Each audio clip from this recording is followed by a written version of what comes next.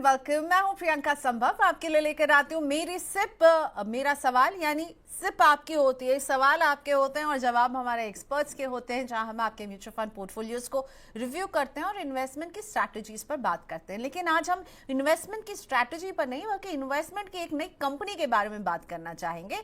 और ये कंपनी ऐसा नहीं है कि बिल्कुल कोई नया नाम जो है वो हमें नजर आ रहा है, पुराने नाम है पर नए अंदाज में नजर आने वाले हैं। तो एक नाम है जियो फाइनेंशियल सर्विसेज और दूसरा नाम है विश्व की दिग्गज investment company black rock mutual fund का। दोनों ने हाथ मिलाया है, दोनों अब सेबी की मंजूरी के बाद मिल चुकी है जो म्यूचुअल फंड कारोबार में उतर रहे हैं। तो भारतीय निवेशकों के लिए मुझे लगता है ये अच्छी खबर है। एक नई कंपनी नए तरह की स्कीम्स लाएगी, एक जिसने अपने आप को एस्टैब्लिश किया है ग्लोबल मार्केट में, एयूएम के लिहाज से सबसे बड़ी कंपनी है और अब वो भारतीय इन्वेस्टर्स को केटर करने वाली है। जियो फाइनेंशियल सर्विसेज की non executive director Isha Ambani ने कहा कि जियो और ब्लैक रॉक म्यूचुअल फंड का मकसद है कि म्यूचुअल फंड निवेश को सिंपल यानी आसान बनाया जाए, इसकी पहुंच को बढ़ाया जाए और देश के हर व्यक्ति तक इसे पहुंचाया जाए, इंक्लूजन।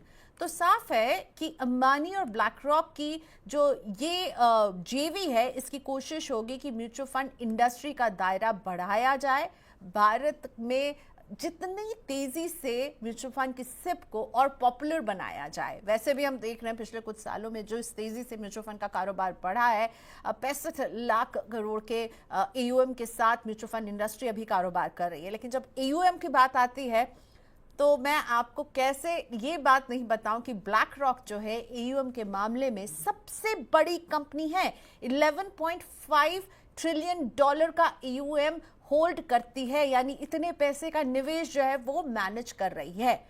अब सवाल है कि ब्लैक रॉक जब भारतीय बाजार में एंट्री करेगी तो इसे ये कैसे अप्रोच करेगी, कब तक ला पाएगी और हमारे म्यूचुअल फंड इंडस्ट्री में इस बिग प्लेयर के आने से किस तरह के बदलाव होंगे। एक बदलाव जो मुझे समझ में आ रहा है कि भारतीय इन्वेस्टर्स को अब एक नई कंपनी की स्कीम्स मिलेगी इन्वेस्ट करने के लिए।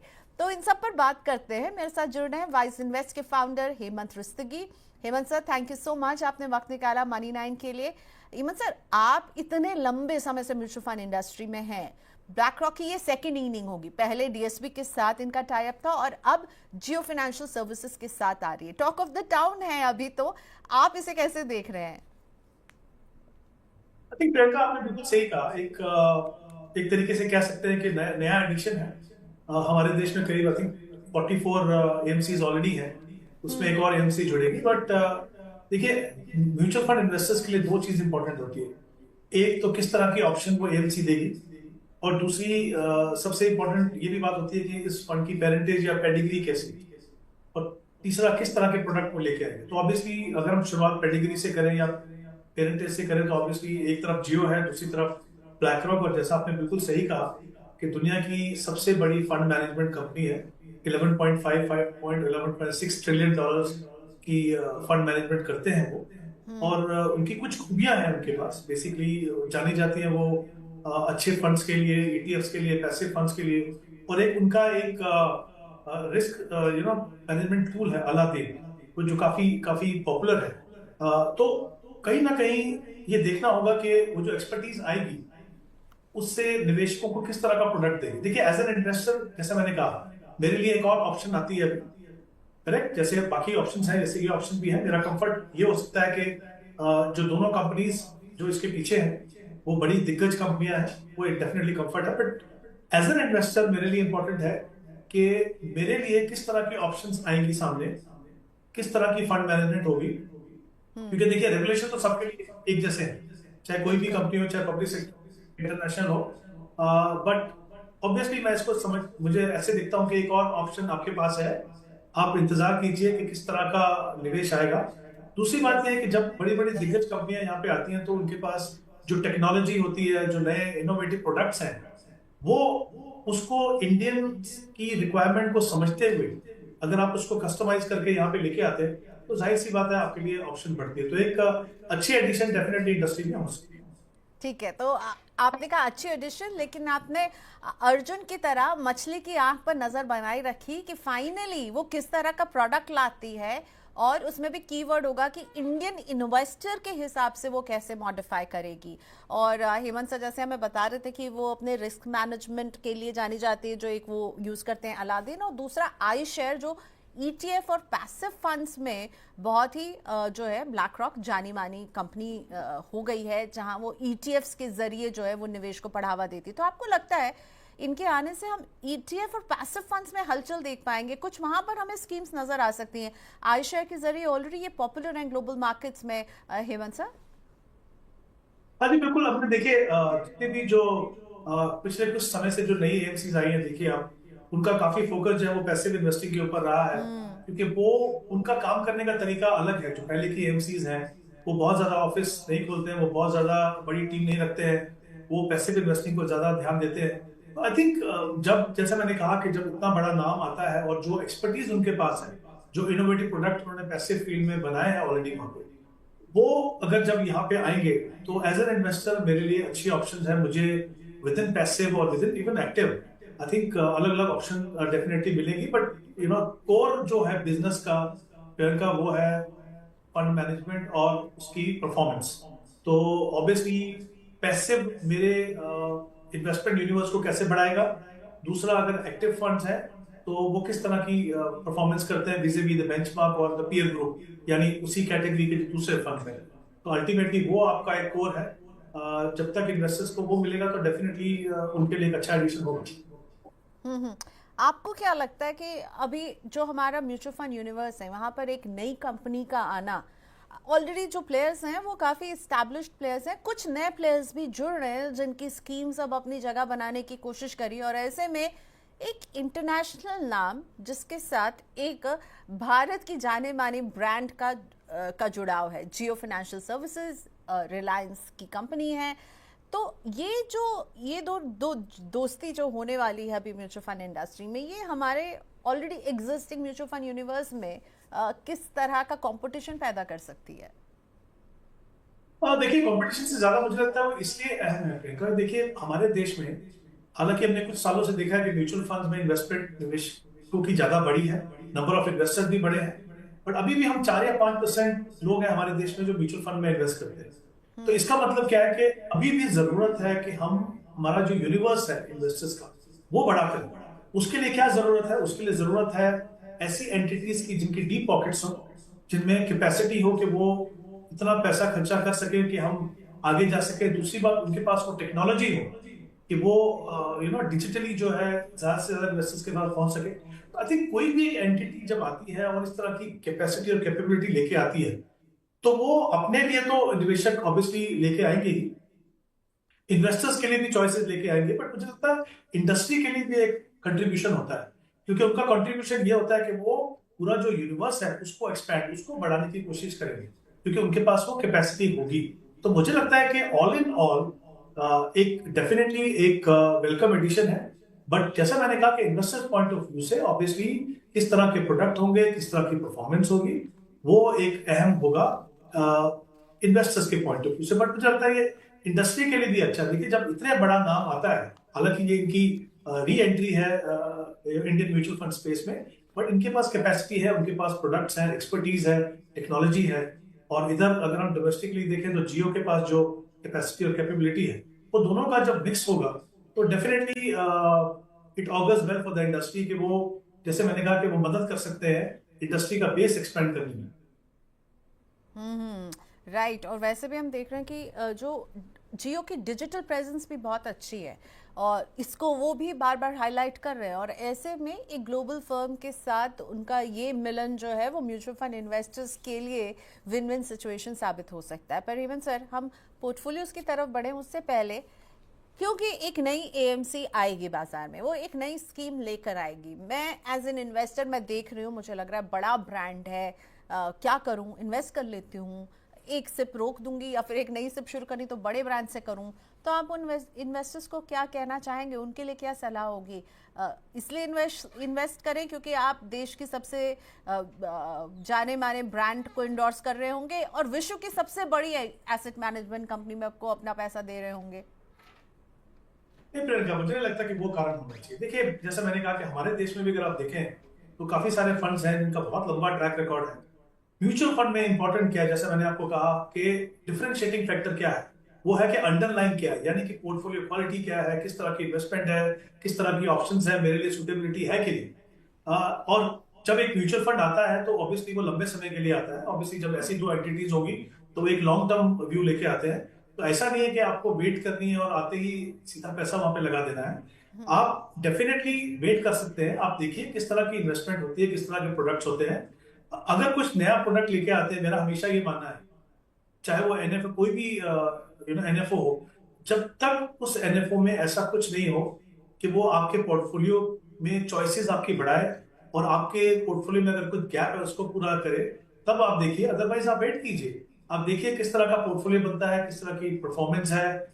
अगर ये पैसिव फंड्स है तो ऑब्वियसली वहां पे फिर आपको बहुत ज्यादा सोचने की जरूरत नहीं है। अगर आप देख रहे हैं कि आपको पैसे अपने पोर्टफोलियो में शामिल करना है तो फिर आप एनएफओ में भी लगा सकते हैं, क्योंकि एनएफओ में तो सिर्फ एक ही आपको चीज देखनी है कि कौन सा इंडेक्स को ट्रैक कर रहा है और उनकी ट्रैकिंग एरर क्या होने वाली है। ट्रैकिंग एरर तो ऑब्वियसली आगे जाके आपको पता चलेगी, बट पैसिव में इन्वेस्ट करने में कोई प्रॉब्लम नहीं है। बट अगर कोई एक्टिविटी मैनेज फंड है तो फिर डेफिनेटली आपको देखना है कि किस तरह का पोर्टफोलियो, किस तरह की फिलोसफी है, कैसा ट्रैक रिकॉर्ड है, उसके बाद आप इन्वेस्ट।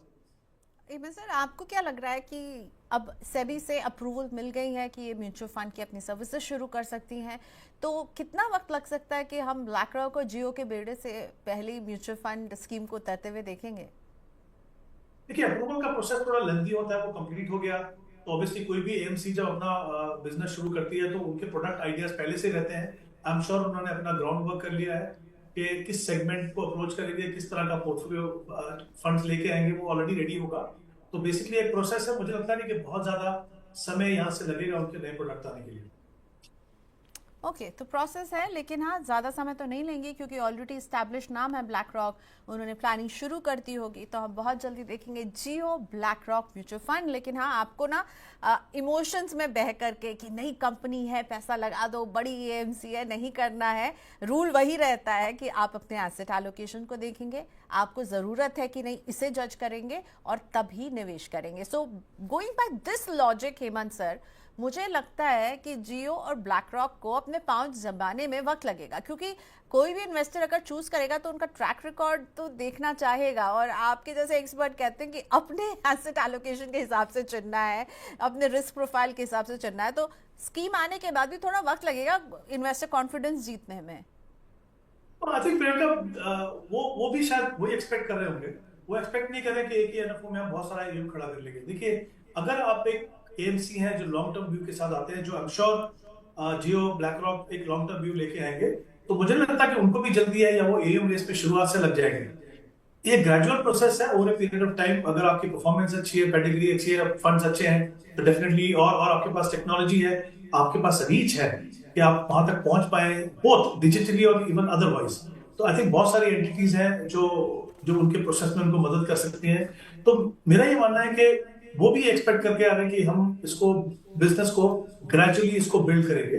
मुझे लगता है कि वो भी ये देख रहे हैं कि हम ओवरनाइट एक बड़ी एम खड़ा कर दें। तो I think they will be fine with this. और इसी तरीके से आई थिंक इन्वेस्टर्स को भी उसको देखना चाहिए। और जैसा मैंने कहा कि अगर पैसिव फंड आते हैं शुरुआत में, और उसमें जैसा मैंने कहा पैसिव में फर्क नहीं पड़ता कि आप एग्जिस्टिंग में डालें या नए में डालें। हो सकता है वहां पे जिन निवेशकों को वो ब्रांड पसंद है या ब्रांड के साथ कंफर्ट है, तो वो डेफिनेटली कॉल लेंगे और दूसरे निवेशक भी ले सकते हैं। पैसे में प्रॉब्लम नहीं है। एक्टिव में जैसे मैंने पहले कहा, क्या इन्वेस्टमेंट स्ट्रेटजी है, फिलॉसफी है, कैसा पोर्टफोलियो बनता है, डिफरेंट मार्केट साइकिल में फंड कैसा परफॉर्म करता है, वो सब देखने के बाद ही लोग डिसीजन लेंगे। ओके, चलिए, तो इंतजार रहेगा। जियो ब्लैक रॉक के बेड़े से पहले एक्टिव फंड निकल कर आता है या पैसिव फंड, और in all likelihood passive fund और ईटीएफ को लेकर के हम उम्मीद रख सकते हैं, पर कुछ कहा नहीं जा सकता है, देखते हैं। और जब वो नए स्कीम लेकर आएंगे तब भी हेमंत सर जैसे एक्सपर्ट्स हमारे साथ होंगे आपको बताने के लिए कि क्या करना है उसमें। अब आपके पोर्टफोलियोज को लेकर आएंगे, यानी हमारे व्यूअर्स के पोर्टफोलियो को। क्वेश्चंस मैं शुरू करूं उससे पहले एक क्विक लुक कि आप कैसे अपने क्वेश्चंस हम तक पहुंचा सकते हैं। व्हाट्सएप कीजिए 9311211874 पर। ईमेल करना चाहते हैं तो money9query@tv9.com, ये है हमारा ठिकाना। दूसरा ठिकाना है यूट्यूब का लाइव, जिसमें आप जुड़कर अपने क्वेश्चन पूछते हैं। और अब मेरे साथ जुड़ चुके हैं निपुण नयन, इनसे बात करते हैं। निपुण, वेलकम टू मनी नाइन। कहाँ से बोल रहे हैं, जरा अपने बारे में बताइए। या थैंक यू मैम। वेलकम। मैं बिहार भागलपुर से बोल रहा हूँ। अच्छा, क्या बात हाँ। है। तो भागलपुरी सिल्क और भागलपुर का चूड़ा, जिसे पोहा भी कहते हैं मुंबई साइड Yes. में, तो वो बड़ा और पॉपुलर है। तो भागलपुर का आप yes. तो आप भागलपुरी सिल्क, चूड़ा और आम का ये मौसम है, वहाँ के आम भी बड़े पॉपुलर हैं। देखिए, मेरा जीके Yes, अच्छा है। सो निपुण, क्या करते हैं आप? आपने लिखा था आईटी में काम करते हैं, तो आप वहाँ वर्क फ्रॉम होम है Yes. क्या? आप भागलपुर में रहते हैं और कहीं और काम करते हैं, या फिर या वहीं पर अब आईटी इंडस्ट्री भी आ या रही है? मैम अभी तो मैं वर्क फ्रॉम होम में हूँ। Actually 6 months ago I got blessed with pretty little Prince. तो वाह, मुझे वर्क फ्रॉम होम का भी मुझे 1 year का मिला है। क्या बात है। मैनी मैनी कंग्रेचुलेशन निपुण, बहुत मुबारक हो आपको। तो मैं आपका पोर्टफोलियो Thank देख you, रही ma'am. थी। आपकी एज है 38 और आप नए इन्वेस्टर Yes. नहीं, आप 2021 से निवेश कर रहे हैं ना? Yes ma'am. ठीक है, आपका मैं एक बार पोर्टफोलियो पढ़ती हूँ, ठीक है। पराग पारिक का फ्लेक्सी Yes. कैप, जिसमें 5,000 की सिप कर रहे हैं निपुण। कैनरा रोबेको के ब्लू चिप में इक्विटी फंड में 1,000 की सिप कर रहे हैं। मेरे एसेट के लार्ज एंड मिड कैप में 1,500 की सिप कर रहे हैं। एक्सिस ग्रोथ अपॉर्चुनिटीज फंड में भी 1,500 की सिप कर रहे हैं। इसके अलावा एक्सिस स्मॉल कैप फंड 2,000 की सिप, क्वांट का स्मॉल कैप फंड 2,000 की सिप, और मोतीलाल ओसवाल का मिड कैप फंड 2,000 की सिप। मेरे एसेट का टैक्स सेवर फंड जो ELSS है, जिसको आपने अभी बंद कर दिया, पर इसमें 1,22,000 रुपया भी जमा है। ठीक पढ़ा निपुण आपके पोर्टफोलियो को मैंने? Yes ma'am. और Yes, क्योंकि ma'am. बिटिया उसको हुई भी है, मैं इसीलिए आपने redeem नहीं भेजा है करने क्या कि वाला आप हूँ। सुकन्या समृद्धि योजना में भी इन्वेस्टमेंट शुरू करना चाहते हैं? नो, एक्चुअली मैम ये भी प्रश्न है मेरा कि सुकन्या समृद्धि योजना और म्यूचुअल फंड में, बट मैंने डिसाइड किया कि म्यूचुअल फंड में इन्वेस्ट करूंगा, ओके, क्योंकि after 21 years I will get the more amount instead of the Sukanya Samriddhi Yojana. बढ़िया, अच्छी कैलकुलेशन आपने कर ली है। और कैसे मदद करें, और Yes. क्या आप पूछना चाहेंगे? हेमंत रुस्तगी हैं मेरे साथ, आपका सवाल सुन रहे हैं, और हमने आपका पोर्टफोलियो उनसे बिफोर हैंड भी शेयर किया। पूछिए हेमंत जी से सवाल। Hello sir, Hemant sir, good afternoon sir. Actually मुझे जानना है कि ये जो मेरा 7 फंड है, इसमें से मैं कुछ चेंज कर सकता हूँ, कम कर सकता हूँ क्या? क्योंकि मैंने अभी सारा कुछ देखा है, तो मेरा मीन्स ये जो XIR है 18% है, बट मेरा asset large and mid cap मेरा सबसे कम दे रहा है, वो 17% ग्रोथ दे रहा है वो सिर्फ, और सारे ये 20%। निपुण, मैंने आपका पोर्टफोलियो देख लिया। 2-3 चीजें आपकी अच्छी हैं। एक तो आप बहुत जो अपने रिटायरमेंट के लिए जो इन्वेस्टमेंट करना चाहते हो, आप 38 ईयर्स ओल्ड हो, तो करीब करीब 20-22 साल है आपके पास, बहुत लंबा समय है।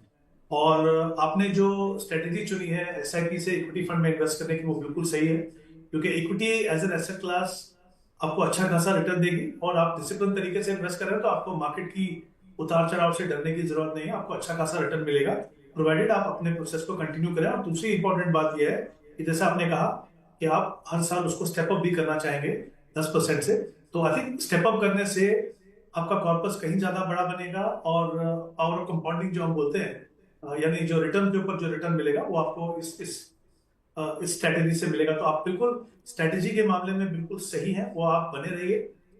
पोर्टफोलियो में मुझे लगता है थोड़ा सा जरूरत है कुछ फंड्स की, जैसे आपने भी कहा कि बिरई एसेट लार्ज एंड मिड है और कैनरा रोबेको ब्लू चिप है, इन दोनों में आप कुल मिला के 2,500 रुपए इन्वेस्ट कर रहे हो, तो उसके सामने आप एक फंड रखिए Invesco large and mid cap. एक तो आप उसी मतलब जो आपका जो एलोकेशन है लार्ज एंड मिड में बहुत ज्यादा बदलेगा नहीं, लेकिन आपको एक बेटर फंड मिलेगा। तो इन्वेस्को लार्ज एंड मिड में 2,500 इन्वेस्ट कीजिए इन 2 फंड्स की बजाय।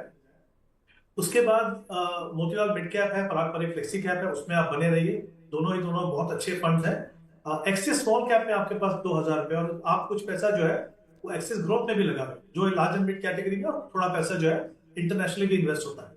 तो मैं चाहूंगा कि वो जो एक्सिस का स्मॉल कैप है, क्योंकि आपके पास 2 स्मॉल कैप फंड्स हैं, तो एक्सिस का जो स्मॉल कैप की जो SIP है, उसको आप एक्सिस ग्रोथ में कीजिए।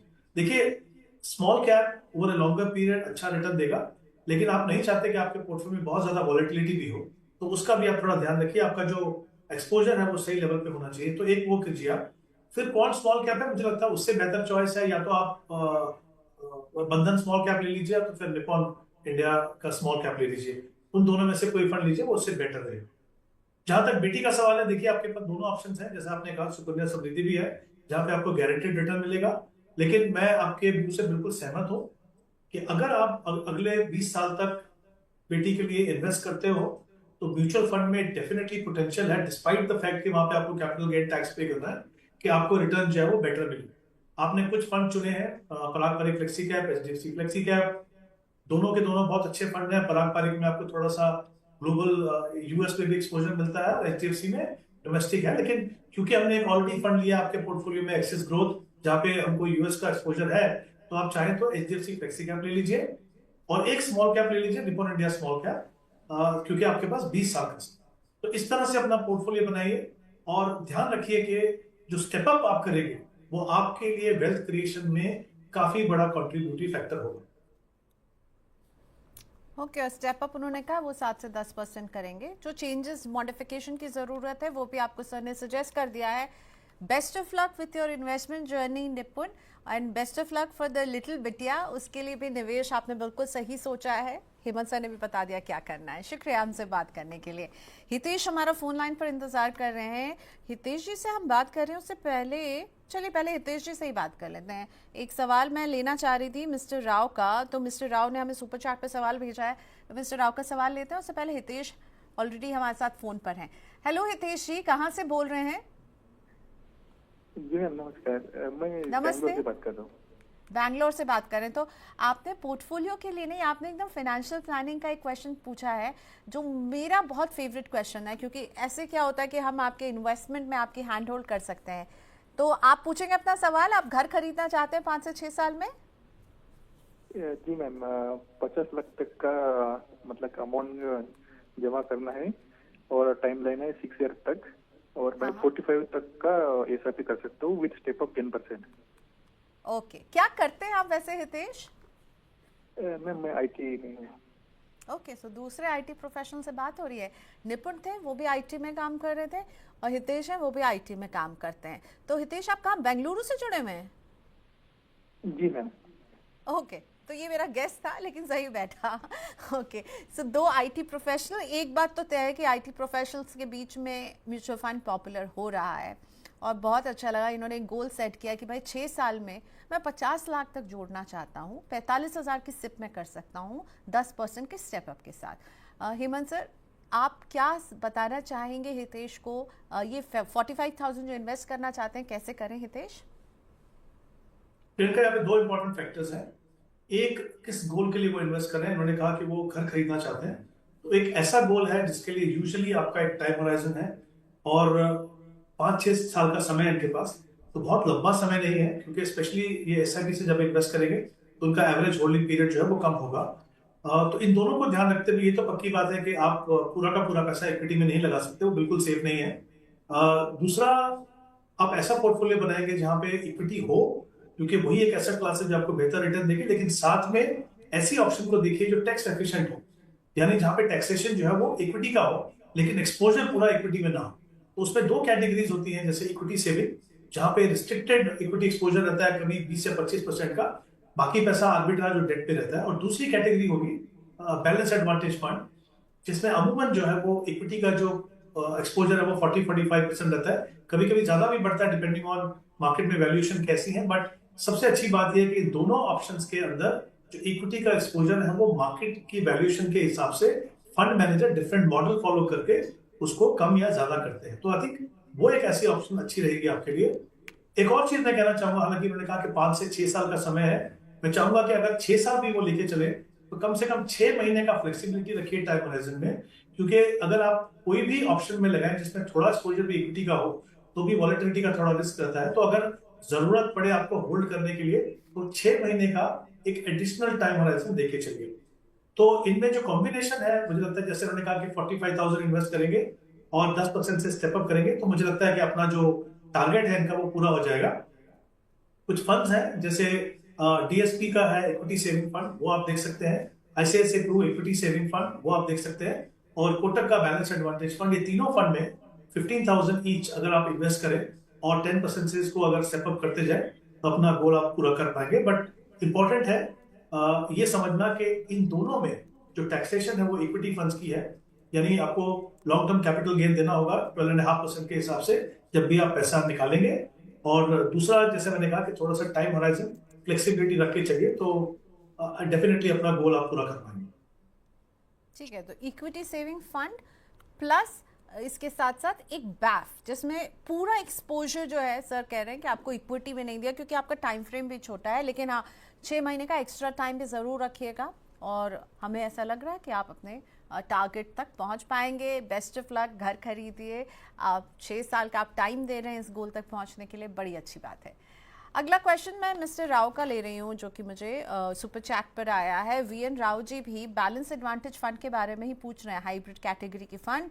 एचडीएफसी का बैलेंस एडवांटेज फंड है जिसमें मिस्टर राव जो है वो 20,000 रुपए की सिप कर रहे हैं और 2018 से करते हुए आ रहे हैं और इनकी एज है 34। Please suggest 2 to 3 funds to invest for long term. एक फंड जो इनके पास ऑलरेडी है हेमंत सर वो है एचडीएफसी का बैलेंस एडवांटेज फंड। इसके अलावा 2 से 3 फंड्स में और अपना निवेश बढ़ाना चाहते हैं, वो क्या हो सकते हैं? लॉन्ग टर्म का नजरिया है। देखिए प्रियंका, लॉन्ग टर्म जो है थोड़ी सी वेग टर्म है, क्योंकि आपके लिए 2-3 साल भी लॉन्ग टर्म हो सकता है, आपके लिए 10 साल भी लॉन्ग टर्म हो सकता है। तो ये जानना थोड़ा जरूरी है कि वो कितना लंबा समय के लिए इन्वेस्ट करेंगे। बट अगर आप मान लीजिए आपका टाइम होराइजन कम से कम 7-8 साल का है, उससे ज्यादा का है, तो डेफिनेटली आप इक्विटी ओरिएंटेड फंड में जा सकते हैं। अभी जो इनके पास फंड है एचडीएफसी बैलेंस एडवांटेज, ये काफी अच्छा फंड है इस कैटेगरी का। कभी कभी थोड़ा सा कंपेयर टू अदर फंड थोड़ा एग्रेसिव हो सकता है इन terms of equity asset allocation, but काफी कंसिस्टेंटली परफॉर्म कर रहा है, तो आई थिंक बिल्कुल अच्छा फंड है, आप उसमें बने रहिए। अगर आप दूसरे कुछ इक्विटी फंड देख रहे हैं तो आप एक definitely large and mid category में देखिएगा। चाहे तो बंधन कोर देख सकते हैं, तो Motilal Oswal large and mid cap, और एक मल्टी कैप फंड लीजिए, क्योंकि मल्टी कैप फंड में तीनों segment large cap, mid cap और स्मॉल कैप का एक्सपोजर मिलता है।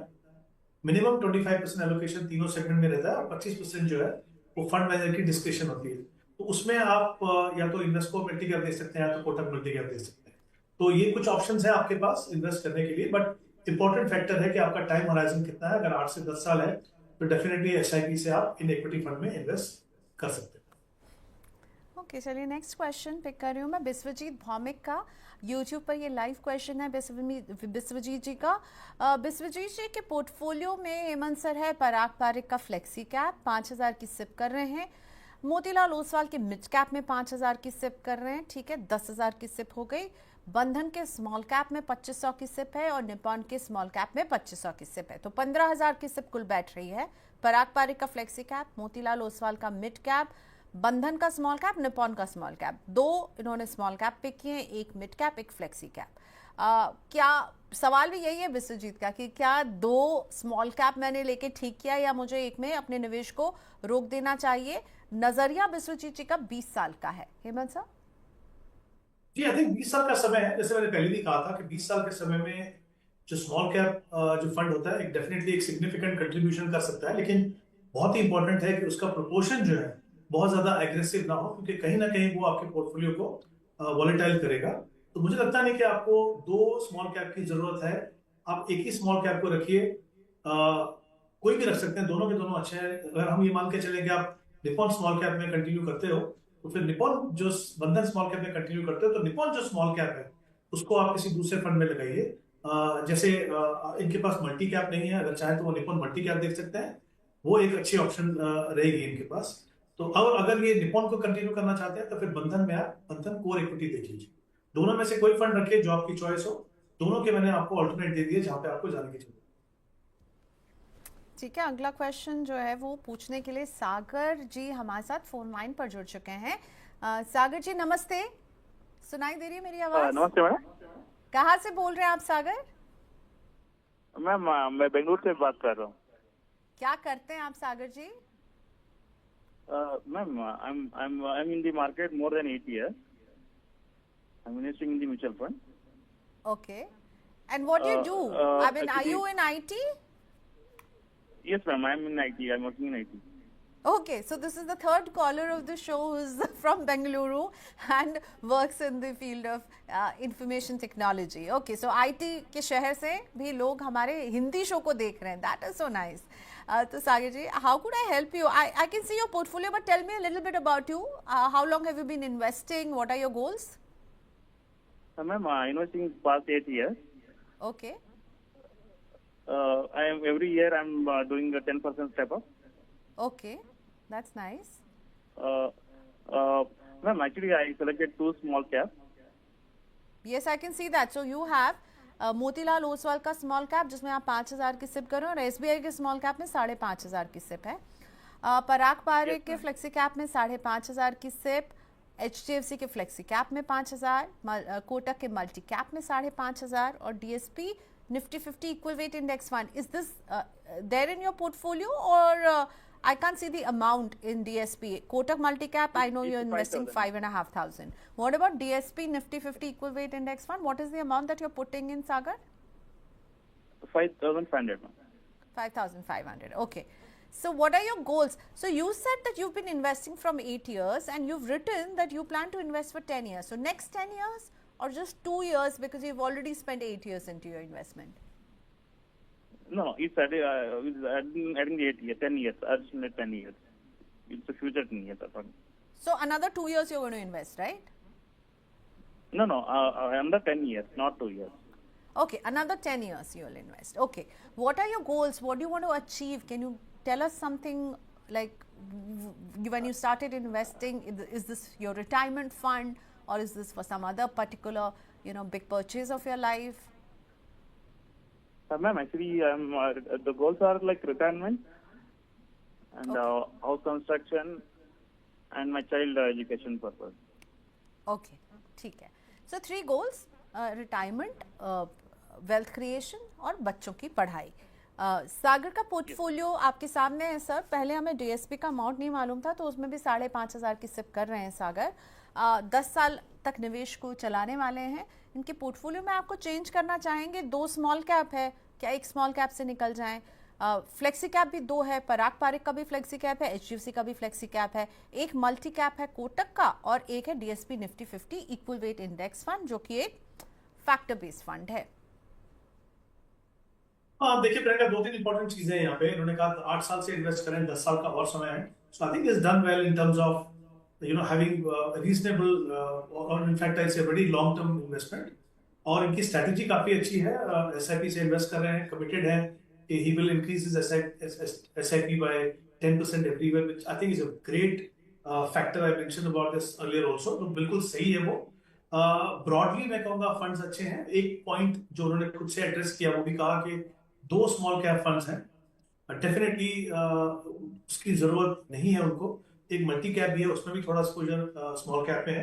तो मैं चाहूंगा कि मोतीलाल ओसवाल का स्मॉल कैप रखें और एसबीआई का जो स्मॉल कैप है उसको अगर आप उसकी बजाय एसबीआई कॉन्ट्रा में रखें तो मुझे लगता है एक डिफरेंट अप्रोच आएगी, डिफरेंट स्ट्रैटेजी आएगी.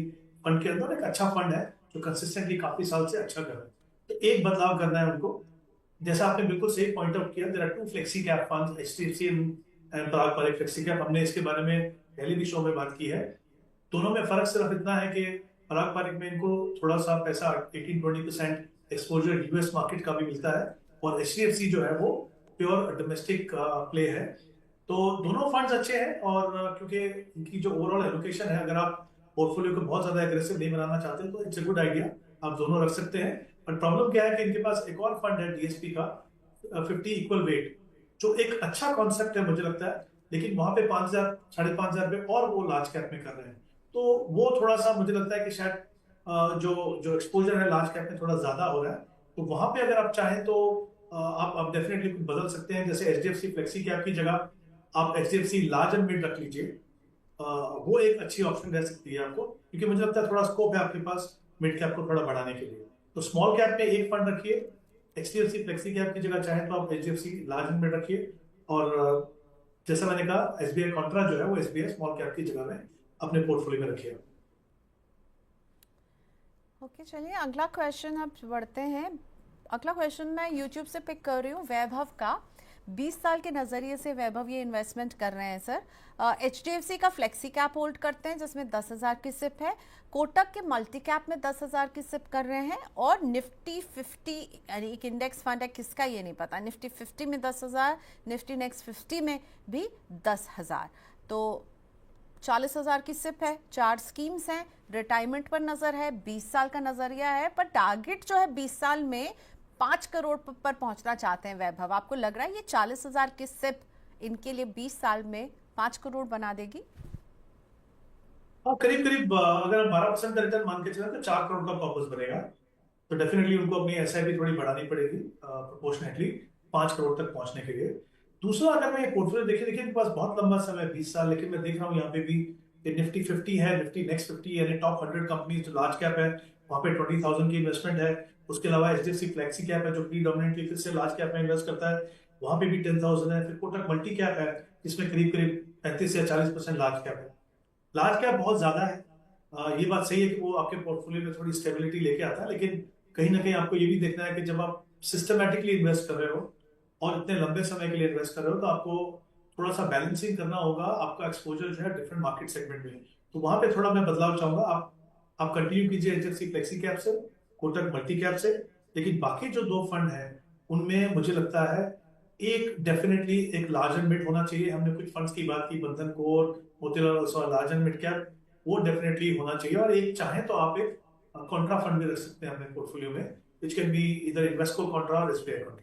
तो जैसा मैंने कहा, जब आपके पास इतना लंबा समय है तो फिर डेफिनेटली आपको ऐसा पोर्टफोलियो बनाना है कि आपको बेहतर रिटर्न मिल सके मार्केट से, तो आपकी वो ऑब्जेक्टिव होना चाहिए। और लार्ज कैप जरूरी है, उसमें कोई डाउट नहीं है, लेकिन बहुत ज्यादा इन्वेस्ट करने का मतलब है आप कहीं ना कहीं रिटर्न पे थोड़ा कॉम्प्रोमाइज कर रहे हैं।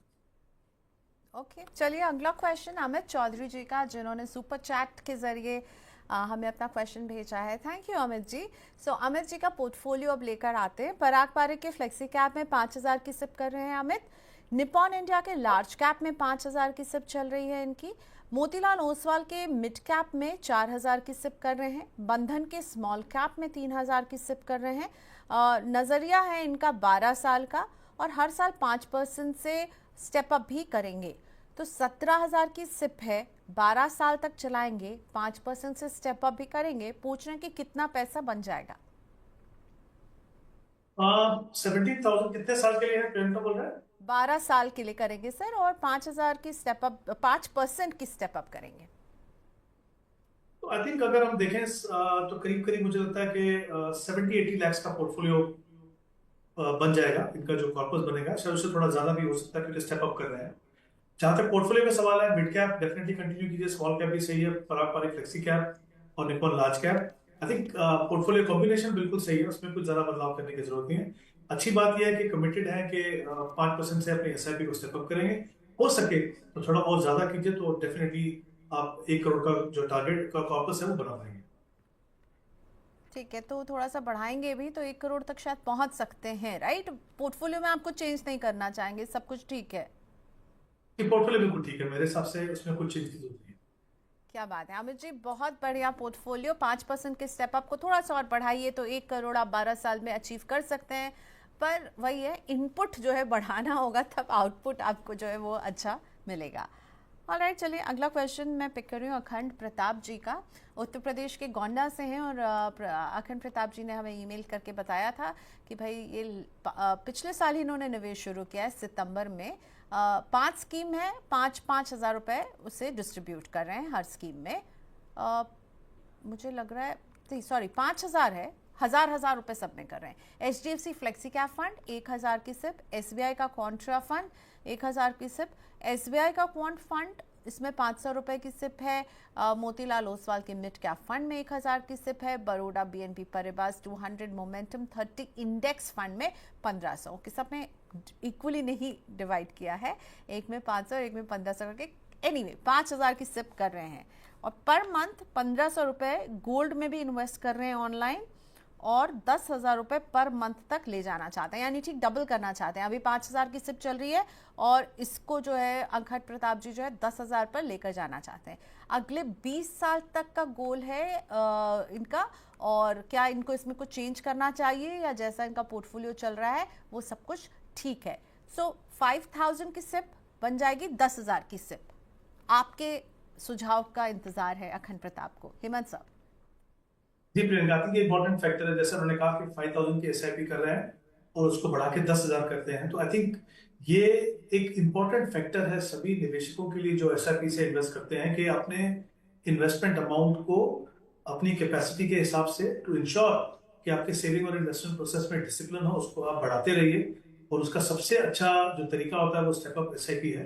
हालांकि उन्होंने कहा कि वन टाइम अपनी एसआईपी को 5 से 10 करना चाहते हैं, यानी डबल करना चाहते हैं, वो भी एक स्ट्रेटेजी हो सकती है। और आपके लिए हर साल बढ़ाने की जरूरत अगर पॉसिबल नहीं है तो आई थिंक ये बहुत ही इंपॉर्टेंट फैक्टर है। दूसरा इंपॉर्टेंट ये है कि यहाँ पे भी 20 साल का समय बहुत अच्छा लगता है ये देखते हुए, जब पोर्टफोलियोज में 15, 20 साल, 25 साल का टाइम होराइजन देखने को मिलता है, क्योंकि वो एक इतनी अच्छा फैक्टर है कि इक्विटी जैसी एसेट क्लास का जो सही मायने में जो पोटेंशियल है आपको सिस्टमैटिक इन्वेस्टमेंट और लॉन्ग टर्म होराइजन, ये दोनों से आपको बहुत बड़ा फायदा होता है ओवर ए लॉन्गर टर्म, जो शायद ये जब वहां तक पहुंचेंगे तब रियलाइज करेंगे। तो ये बहुत ही इंपॉर्टेंट फैक्टर है। I think strategy wise again he is doing very well. मुझे लगता है, क्योंकि मैं ये मान के चल रहा हूँ कि ये 10,000 की एसआईपी अभी कर सकते हैं, तो मैं उसी हिसाब से इनको सजेशन दूंगा कि अगर आपका 10,000 रुपए का इन्वेस्टमेंट होगा यहाँ से, तो आपके एग्जिस्टिंग फंड में हम सिर्फ 4 फंड रखेंगे। HDFC फ्लेक्सी कैप जहाँ पे 3,000, SBI कॉन्ट्रा जहाँ पे 2,500, मोतीलाल ओसवाल मिड कैप जहाँ पे 2,500 और बंधन कोर जहाँ पे 2,000। ये 4 फंड रहेंगे। इसमें जो सही एलोकेशन होना चाहिए डिफरेंट मार्केट सेगमेंट का वो आपको मिलेगा। Good quality fund consistently perform कर रहे हैं, वेल डाइवर्सिफाइड फंड। तो आई थिंक ये 4 फंड रखिए। एलोकेशन मैंने आपको बताया है, तो मुझे लगता है कि पोर्टफोलियो कंसोलिडेट होगा, it should perform better. Okay, चलिए अगला क्वेश्चन चिन्मय कुमार दास का है। चिन्मय जी का पोर्टफोलियो है, सामने लाते हैं। निपॉन इंडिया का लार्ज कैप 1500 की सिप चल रही है। आईसीसीआई के लार्ज एंड मिड कैप में 5,000 की सिप चल रही है। आईसीसीआई निफ्टी नेक्स्ट 50 में 1,000 की सिप चल रही है। HDFC Nifty 50 equal weight index में 1,000 की सिप चल रही है। HDFC के मिड कैप में 2,400, मेरे एसेट के मिड कैप में 3,000। तो 2 मिड कैप नजर आ रहे हैं, HDFC का मिड कैप, मेरे एसेट का मिड कैप। प्लस HDFC के Nifty equal weight index fund में 1,000 है और ICICI निफ्टी नेक्स्ट 50 में 1,000। दोनों ही इंडेक्स फंड्स हो गए, मतलब पैसिव फंड्स हो गए। Plus ICICI large and mid cap and Nippon India large cap. Sir कैसा लग रहा है आपको पोर्टफोलियो? 13,900 रुपए की सिप हर महीने चिन्मय कर रहे हैं। नहीं, आई थिंक ब्रॉडली पोर्टफोलियो सही है। देखिए, Nippon India large cap, again large cap category का बहुत अच्छा फंड है। ICICI large and mid, again वहां पे 5,000 इन्वेस्ट कर रहे हैं, वो कंटिन्यू कीजिए। नेक्स्ट ICICI निफ्टी नेक्स्ट 50 और HDFC इक्वल वेट जो है, मुझे लगता नहीं कि इतने सारे फंड्स में इतनी इन्वेस्टमेंट करके कुछ ज्यादा फायदा है। तो ये दोनों की जो इन्वेस्टमेंट है वो अगर आप निफ्टी जो निपॉन के लार्ज कैप फंड में अगर आप ऐड करें, तो मुझे लगता है वो बेहतर ऑप्शन होगी। फंड कम होंगे और एक एक्टिवली मैनेज फंड में जाएंगे, जो मुझे लगता है ओवर ए लॉन्गर पीरियड इनको बेटर रिटर्न दे सकता है। मिड कैप में 2 फंड्स हैं इनके पास। HDFC मिड कैप जो आप कंटिन्यू कीजिए 2,400, और एक मिरई एसेट का मिड कैप फंड है। मुझे लगता नहीं कि 2 फंड की इनको जरूरत है। और मिरई का जो मिड कैप फंड है उसकी परफॉर्मेंस थोड़ी सी क्वेश्चनेबल है इन टर्म्स ऑफ कंसिस्टेंसी। तो मुझे लगता है उसकी जगह में आप, हमने जो large and mid cap fund की बात की थी, और एक अगर चाहे तो आप ऐड कर सकते हैं, या फिर एक मल्टी कैप फंड इनके पोर्टफोलियो में मिसिंग है, तो वो आप देखिए। उसमें हमने कुछ फंड्स की बात की थी पहले, कोटक मल्टी कैप या तो इन्वेस्को मल्टी कैप या इवन HDFC मल्टी कैप, कई सारे ऑप्शंस हैं, उनमें से कोई भी आप ऑप्शन लीजिए। मुझे लगता है मल्टी कैप एक बेटर ऑप्शन होगी मेरा ये एसेट मिड कैप की जगह। बलराम झाकर का पोर्टफोलियो, पराग पारिक का फ्लेक्सी कैप जिसमें बलराम जी 2,000 की सिप कर रहे हैं। कोटक के मल्टी कैप में भी 2,000 की सिप कर रहे हैं। ईडलवाइज म्यूचुअल फंड का मिड कैप है, 1,000 की सिप यहाँ चल रही है। निपॉन इंडिया के स्मॉल कैप में 1,000 की सिप है, 6,000 की सिप कर रहे हैं 20 साल के नजरिए से। आपको कैसा लग रहा है बलराम झाकर का पोर्टफोलियो? अगेन 20 साल का समय, SIP से इक्विटी में इन्वेस्टमेंट बहुत अच्छी स्ट्रेटजी है। सबसे पहले तो मैं कहना चाहूंगा कि इनका जो पोर्टफोलियो सिलेक्शन है बहुत अच्छा है। Edelweiss mid cap, Nippon India small cap, Parag Parikh flexi cap और Kotak multi cap. I think 6,000 के इन्वेस्टमेंट के लिए 4 फंड थोड़े ज्यादा है, बट मैं ये मान के चल रहा हूँ कि वो कोशिश करेंगे कि आगे जाके अपनी SIP अमाउंट को बढ़ाएं। उस हिसाब से आप 4 फंड में रखिए, कुछ भी बदलाव उनको नहीं करना है। बट जैसा मैंने कहा, कोशिश कीजिए कि अपनी SIP इन्वेस्टमेंट को आप हर साल या जब भी पॉसिबल हो उसको आप बढ़ाते रहिए, तो कहीं बड़ा कॉर्पस आप बना पाएंगे। मुझे लगता है बस एक ही चीज पे इनको फोकस करने की जरूरत है। नवीन सिंह नेगी का बहुत ही सिंपल सा सवाल है कि ये निवेश शुरू करना चाहते हैं म्यूचुअल फंड में सिप के ज़रिए, और आपसे म्यूचुअल फंड किस तरह से चुने ये जानना चाहते हैं, और ये इन्वेस्ट करना चाहते हैं 25,000 रुपये। 25,000 रुपये का निवेश करना है, सिप शुरुआत करनी है, और कहाँ करें? एक फर्स्ट टाइम इन्वेस्टर को क्या सलाह देंगे आप? प्रियंका, एक इम्पोर्टेंट फैक्टर मिसिंग है, उन्होंने कहा नहीं कि कितने समय के लिए इन्वेस्ट करेंगे। बिल्कुल, क्योंकि मुझे भी वो ये लग रहा था बहुत आप कहने वाले हैं यही बात। क्योंकि बहुत ही इंपॉर्टेंट फैक्टर है डिसाइड करने के लिए कि आप कितना रिस्क ले पाएंगे। क्योंकि एसआईपी से इन्वेस्टमेंट की बात कर रहे हैं, तो मैं ये मान के चल सकता हूँ कि अगर वो कम से कम, जैसा मैंने पहले भी कहा, अगर उनके पास 8 से 10 साल का समय है तो इक्विटी फंड में इन्वेस्ट कीजिए। बट जितना लंबा समय देंगे, हमने देखा काफी सारे निवेशकों ने 20 साल के टाइम होराइजन से इन्वेस्ट किया। ऑफकोर्स वो हर इन्वेस्टर की अपनी रिक्वायरमेंट होती है, बट ये एक इंपॉर्टेंट फैक्टर है कि अगर आप चाहते हैं कि इक्विटी में इन्वेस्ट करना, तो थोड़ा लंबा समय दीजिए, स्पेशली जब आप एसआईपी से इन्वेस्ट करते हो, क्योंकि आपका होल्डिंग पीरियड जो है वो कम होता है, आपकी एवरेज होल्डिंग पीरियड कम होता है। तो ये ध्यान रखिए। अगर 25,000 पे इन्वेस्ट कर रहे हैं, ये मान के कि उनको इक्विटी में इन्वेस्ट करना है, तो 5 फंड रखिए आप। कोटक मल्टी कैप में 5,000 इन्वेस्ट कीजिए। इनफैक्ट 5 फंड में आपको 5,000 इन्वेस्ट करना है। कोटक मल्टी कैप, बंधन कोर जो large and mid cap category में फंड है, Motilal Oswal large and mid again same category का फंड है। इन्वेस्को फोकस जो फ्लेक्सी कैप में है, लेकिन क्योंकि ये फोकस फंड है तो ये कंसंट्रेटेड पोर्टफोलियो बनाते हैं, जो एक अच्छी स्ट्रैटेजी हो सकती है क्योंकि इनका पोर्टफोलियो क्वालिटी काफी अच्छा है। और फिर एचडीएफसी फ्लेक्सी कैप, इन 5 फंड्स में आप 5,000 रुपए इन्वेस्ट कीजिए। आई थिंक एक सही पोर्टफोलियो बनेगा। जैसा हम हमेशा कहते हैं कि पोर्टफोलियो में रिस्क और रिवॉर्ड दोनों के बीच में बैलेंस मिलना चाहिए, वो आपको इस पोर्टफोलियो से मिलेगा। बट इंपॉर्टेंट है लंबा समय दीजिए और कोशिश कीजिए अगर आप स्टेप अप कर सकें, और जो भी टाइम होराइजन लेके चले उससे कमिटेड रहिए। इररिस्पेक्टिव ऑफ मार्केट कंडीशन अपना प्रोसेस कंटिन्यू करेंगे तो डेफिनेटली अच्छा रिटर्न मिलेगा। ओके, चलिए तो अब हम लेकर आते हैं सुरेंद्र जी का पोर्टफोलियो। सुरेंद्र कुमार, एज है इनकी 28, और स्टेप अप करेंगे अपने इस इन्वेस्टमेंट में 10% से। पराग पारे का फ्लेक्सी कैप 1500 की सिप कर रहे हैं। एचडीएफसी का मिड कैप अपॉर्चुनिटी फंड 1500 की सिप कर रहे हैं। Aditya Birla Sun Life PSU fund 2000 की SIP. DSP Nifty next 50 index fund 2500 की SIP. Navi Nifty 50 index fund 2500 की सिप। सुरेंद्र जी जो है वो 10,000 की सिप कर रहे हैं, 10% से स्टेप अप करेंगे। 28 है इनकी उम्र। यहाँ पर भी मिसिंग है कि कितने समय के लिए करेंगे, पर मैं मानकर चल रही हूँ कि अगर आप म्यूचुअल फंड में निवेश कर रहे हैं और अच्छा रिटर्न चाहते हैं तो लॉन्ग टर्म का नजरिया आपका होगा। Hemant sir, quality of schemes कैसे लग रही है? बिल्कुल जी, बिल्कुल। आई थिंक क्योंकि ऑल इक्विटी पोर्टफोलियो, तो हम मान सकते हैं कि वो लॉन्ग टर्म के लिए इन्वेस्ट कर रहे हैं। मुझे लगता है कि पोर्टफोलियो में यहाँ पे भी जो एक्सपोजर है लार्ज कैप में, उसको थोड़ा कम करने की जरूरत है। जैसे मैंने पहले भी कहा, मैं मानता हूं कि कोई भी निवेशक जब इन्वेस्ट करते हैं तो बायस ओवरऑल आपका लार्ज कैप में रहना चाहिए, बट बहुत ज्यादा लार्ज कैप में इन्वेस्ट करने से कहीं ना कहीं आप रिटर्न पे कॉम्प्रोमाइज करते हैं। तो बाकी 2 सेगमेंट है, मिड और स्मॉल, थोड़े से एग्रेसिव होते हैं, लेकिन अच्छी बात यह है कि जब आप सिस्टमेटिकली इन्वेस्ट करते हो तो आप उस रिस्क को, जो वॉलेटिलिटी का रिस्क है, उसको काफी हद तक कम करके फिर उनकी जो सही पोटेंशियल है उसका फायदा उठाते हैं। तो जो एग्जिस्टिंग फंड है उनमें 2 फंड रखिए आप। एक फ्लेक्सी कैप जहां पे आप 1500 इन्वेस्ट कर रहे हैं, एचडीएफसी मिड कैप 1500 इन्वेस्ट कर रहे हैं, वो रखिए। बाकी जो 7,000 है, मुझे लगता है वो 2 फंड में रखिए आप। एक मल्टी कैप जिसमें निपॉन इंडिया मल्टी कैप 3,500, और एक Motilal Oswal large and mid cap 3,500। तो कुल मिला के 4 फंड होंगे, एक फ्लेक्सी कैप होगा, एक मिड कैप, एक मल्टी कैप और एक large and mid cap. Okay, so ज़्यादा भीड़ नहीं लगानी है, थोड़ा सा आपने जो है उनकी कटिंग कर दी है उनके पोर्टफोलियो की। ओके, शोभित शर्मा का पोर्टफोलियो। शोभित जी के पोर्टफोलियो में है एसबीआई का स्मॉल कैप, जो इसमें वो 2000 की सिप कर रहे हैं। एसबीआई का ही क्वांट्रा फंड जिसमें 1500 की सिप है। पराग पारे का फ्लेक्सी कैप फंड जिसमें 1500 की सिप है। मोतीलाल ओसवाल का मिड कैप फंड, और इसमें भी 1500 की सिप कर रहे हैं। निपॉन इंडिया के स्मॉल कैप फंड में भी 1500 की सिप है। टाइम होराइजन है 25 साल। चलिए, लंबी अवधि का नजरिया शोभित रखते हैं। और जहां तक बात करें, स्मॉल कैप 2 नजर आ रहे हैं, एसबीआई का स्मॉल कैप है और निपॉन का भी स्मॉल कैप है। इसके अलावा पराग का फ्लेक्सी कैप, पराग पारे का फ्लेक्सी कैप और एसबीआई का क्वांट्रा फंड है। 25 साल के नजरिए से 8,000 की सिप शोभित शर्मा की, आपको क्या लगता है इनके लिए कितनी फ्रूटफुल रहेगी?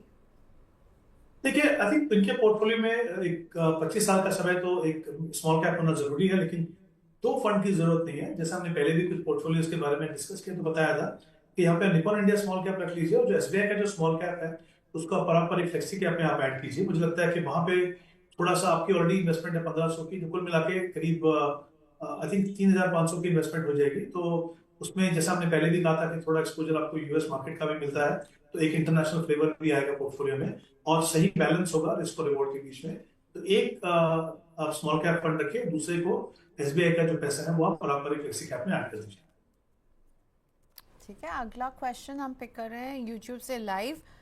कुमार का पोर्टफोलियो है ये मेरे पास, और कुमार के पोर्टफोलियो में है सर बंधन का स्मॉल कैप जिसमें 5000 की सिप कर रहे हैं, एचडीएफसी का फ्लेक्सी कैप इसमें 8000 की सिप कर रहे हैं कुमार, कोटक का मल्टी कैप जिसमें भी 8000 की सिप है, SBI large and mid cap जिसमें 10,000 की सिप है, एसबीआई का पीएसयू फंड इसमें भी 10,000 की सिप है। तो कुछ और चेंज करूं? 2 साल से निवेश कर रहा हूं, 20 साल के लिहाज से निवेश कर रहे हैं, तो लॉन्ग टर्म का नजरिया है और ये इनका इन्वेस्टमेंट जो है 2 साल पुराना है। अगर आप कुछ कहेंगे, मैं एक बार फिर से फंड्स रिपीट कर रही हूँ हेमंत सर। बंधन small cap, HDFC flexi cap, Kotak multi cap, SBI large and mid cap, SBI का एक थीमैटिक पीएसयू फंड भी है। देखिए मेरे हिसाब से आई थिंक जो ओवरऑल सिर्फ एक ही फंड में मुझे प्रॉब्लम है, एसबीआई पीएसयू थीमेटिक फंड। जब आप लंबे समय के लिए इन्वेस्ट करते हो तो थीमेटिक और सेक्टर की 2-3 इंपॉर्टेंट चीजें हैं। एक तो उनकी एंट्री एग्जिट कभी हो, उनकी मॉनिटरिंग अलग है, और एक आम निवेशक के लिए इसको थोड़ा करना मुश्किल होता है। तो आई थिंक बंधन स्मॉल कैप में बने रहे, एचडीएफसी फ्लेक्सी कैप में बने रहे, Kotak multi cap is fine, SBI large and mid cap is fine.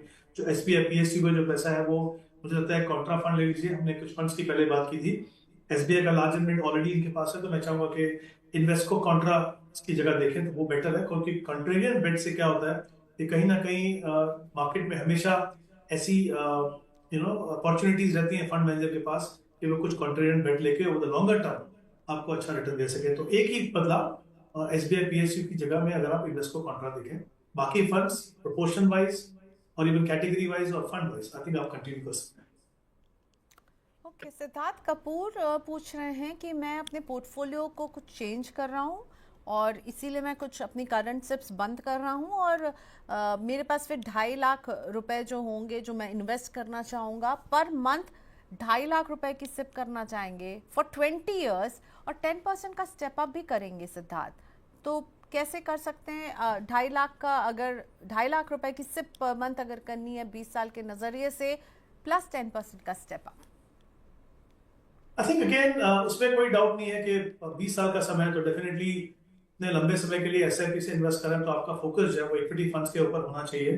2.5 lakh का है तो ऐसा नहीं कि आपको 10-15 फंड रखने हैं। आप अगर अच्छे से अच्छे फंड चुनेंगे, सही कैटेगरी चुनेंगे, तो आपको 5 फंड से भी आप अपना पोर्टफोलियो बना सकते हैं। मैंने एक पहले सवाल में 5 सम दिए थे 25,000 के लिए, अगर आप चाहें तो वही फंड्स को आप ले लीजिए और उसमें आप 50,000 ईच कर सकते हैं। अगर आप 1-2 फंड और ऐड करना चाहें तो हमने कुछ ऑप्शन दिए थे यहाँ पे प्रियंका के लार्ज एंड मिड कैप में, बंधन core, Motilal Oswal large and mid, ICICI large and mid, तो हर कैटेगरी के हमने अलग अलग फंड दिए हैं आपको। तो वहां से आप मैक्सिमम चाहे तो 6 या 7 फंड रख सकते हैं, उनमें से आप चुन लीजिए, बट इंश्योर कीजिए कि आपका फोकस जो है वो मल्टी कैप पे हो, लार्ज एंड मिड कैप पे हो, फ्लेक्सी कैप पे हो, और अगर आप चाहें तो इंडिपेंडेंटली एक मिड कैप और स्मॉल कैप अपने पोर्टफोलियो में रख सकते हैं। ठीक है, पवित्र मोहन मोहंती का पोर्टफोलियो मैं पिक कर रही हूँ। एसबीआई के मल्टी कैप में मिस्टर मोहंती 3,000 की सिप कर रहे हैं। अगला फंड जो इनका है वो है टाटा का फ्लेक्सी कैप जिसमें 2,000 की सिप है, एचडीएफसी के मिड कैप अपॉर्चुनिटीज फंड में 3,000 की सिप है, और बंधन के स्मॉल कैप में भी 2,000 रुपए की सिप चल रही है। ठीक है, तो 4 फंड्स हैं, एक मल्टी कैप एसबीआई का, टाटा का फ्लेक्सी कैप, एचडीएफसी का मिड कैप अपॉर्चुनिटीज फंड और बंधन का स्मॉल कैप। हेमंत सर, क्या व्यू है आपका इनके पोर्टफोलियो पर? एक फंड शायद मैंने मिस किया, देखिए एचडीएफसी मिड कैप में कंटिन्यू कीजिए, बंधन स्मॉल कैप में कंटिन्यू कीजिए, SBI multi cap definitely continue कर सकते हो, Tata flexi cap I think decent fund है आपके पोर्टफोलियो में। इनफैक्ट अगेन मुझे लगता नहीं है कि आपको पोर्टफोलियो में कोई बदलाव करने की जरूरत नहीं है। टाइम होराइजन कितना है इनका, मैंने कुछ बताया है प्रियंका? नहीं सर, टाइम होराइजन नहीं बताया इन्होंने। फिर से आई थिंक क्योंकि ऑल इक्विटी पोर्टफोलियो है तो हम मान के चल सकते हैं कि वो थोड़े लंबे समय के लिए इन्वेस्ट कर रहे हैं, but I think as a portfolio mix in terms of both in terms of category और फंड, ठीक है, एक डिसेंट पोर्टफोलियो है, कुछ भी बदलाव करने की जरूरत है। Okay, so good to go, बहुत अच्छा पोर्टफोलियो मिस्टर मोहंती, बिल्कुल निवेश करते रहिए। Thank you so much Hemant sir, आपने वक्त निकाला। आज के शो को यहीं क्लोज करते हैं। बहुत शुक्रिया हमारे लिए वक्त निकालने के लिए।